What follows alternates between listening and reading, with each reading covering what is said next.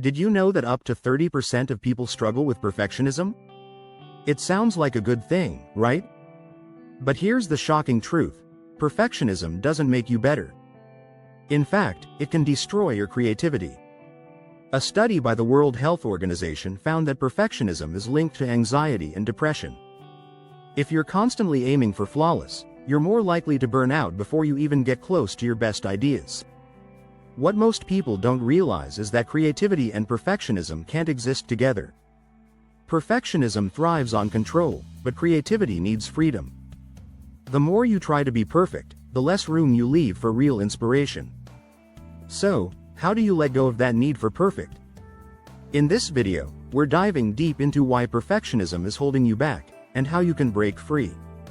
From embracing the messy process to learning to love unfinished work, we'll explore practical strategies that help you unlock your full creative potential. By the end, you'll see that letting go of perfection isn't just freeing, it's necessary for true creativity. Ready to find out how? Let's jump in. Chapter 1. The Perfection Trap. Why striving for flawless is your worst enemy. We often think perfectionism helps us improve, but it does the opposite. It's like a cage that traps our creativity. According to a study from the American Psychological Association, perfectionists are more likely to experience burnout. That's because they set goals so high, they never feel like they've achieved enough. The worst part? Perfectionism creates fear. Fear of failure, fear of judgment, and even fear of starting. Think of Thomas Edison. He famously said, "I have not failed. I've just found 10,000 ways that won't work." Edison's creativity thrived because he didn't aim for perfection right away. If he did, he might have given up after the first few failures. The lesson here? Perfection kills innovation. Perfectionists spend too much time obsessing over minor details. The fear of making mistakes holds them back from even trying new ideas. That's why letting go of the need to be flawless is key to unlocking creativity. Instead of aiming for perfect, aim for progress. The more you try, the more creative you'll become. Chapter 2. Analysis Paralysis. Why overthinking stalls your imagination. Ever stared at a blank page and didn't know where to start? That's analysis paralysis. You're so focused on doing it right that you don't do it at all. Studies have shown that overthinking leads to stress, which directly hampers creativity. A survey published in Psychology Today found that 73% of people believe overthinking holds them back from being creative. The problem with overthinking is that it forces you into a loop of endless planning and second-guessing. Imagine you're trying to paint a picture, but before you even start, you're already thinking about how it'll be received or whether the colors are perfect. In this state, the mind gets cluttered, and creativity can't breathe. To break free, start with small steps. The best way to get a good idea is to get a lot of ideas, said Linus Pauling, a double Nobel laureate. Allow yourself to brainstorm freely without judging each thought. Write down every idea, even the bad ones. Often, the gems come after you've cleared out the clutter. Take a moment to subscribe, and we'll get right back into the video. Chapter 3. Breaking the Fear Cycle. Embracing imperfection is a superpower. Perfectionism thrives on fear. The fear of making mistakes, looking foolish, or failing. But what if we flipped that mindset? What if imperfection wasn't a flaw but a strength? The Japanese art of kintsugi, repairing broken pottery with gold, shows us how imperfections can be beautiful. In fact, kintsugi teaches that a crack doesn't ruin something, it makes it unique. The fear of imperfection stops many from creating. According to Harvard Business Review, fear of failure is one of the biggest creativity killers in the workplace. But the truth is, mistakes can lead to breakthroughs. For example, the invention of Post-it notes happened by accident when a scientist at 3M failed to create a strong adhesive. The strategy here is to embrace failure as a necessary part of the process. Celebrate small wins, even if they're imperfect. Each step forward is progress. Mistakes are part of the journey to creating something great. Instead of seeing them as setbacks, see them as experiments that lead to better results. Chapter 4. The Messy Process. How chaos sparks creativity. Creativity isn't a straight line. It's a mess, and that's where the magic happens. Many people think that being organized and having a clear plan will make them more creative.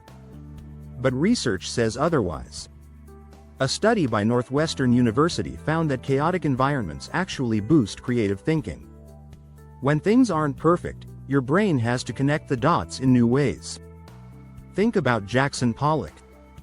His famous drip paintings were the result of embracing randomness and messiness. Pollock didn't start with a clean, orderly canvas. He let paint fly where it wanted to. This unpredictable process gave birth to some of the most creative works of the 20th century. The strategy here? Let things get messy. Don't always try to control the outcome. Set aside time to just create without worrying about the final product. You'll be surprised by what emerges when you allow chaos into your process.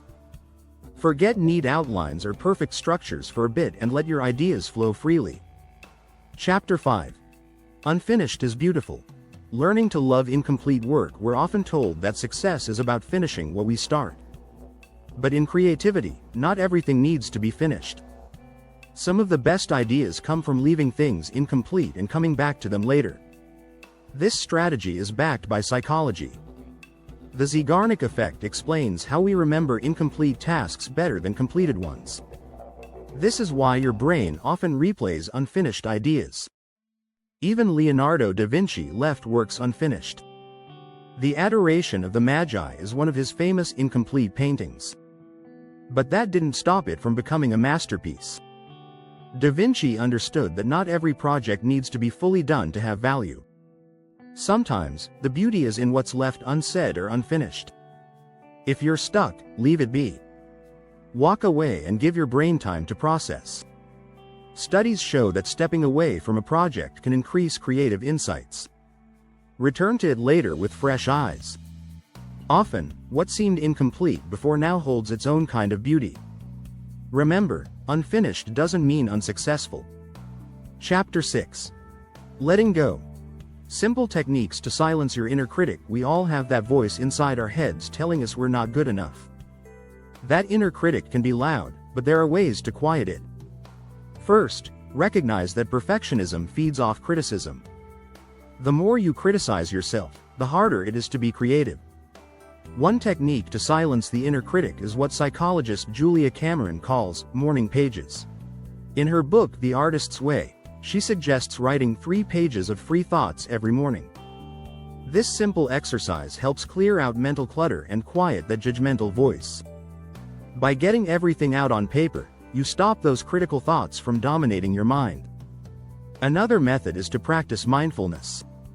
A study by Harvard Medical School found that mindfulness meditation can reduce self-criticism and increase creative problem-solving. Take just 10 minutes a day to sit quietly and focus on your breathing. This helps you become more aware of your thoughts and less reactive to your inner critic. Lastly, celebrate small wins.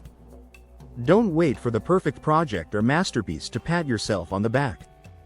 Every step you take, every new idea, is progress. By acknowledging even minor achievements, you start to build momentum and confidence. Letting go of perfectionism isn't about giving up. It's about freeing yourself to create without limits. Don't miss a beat. Subscribe to our channel for regular updates and more amazing videos.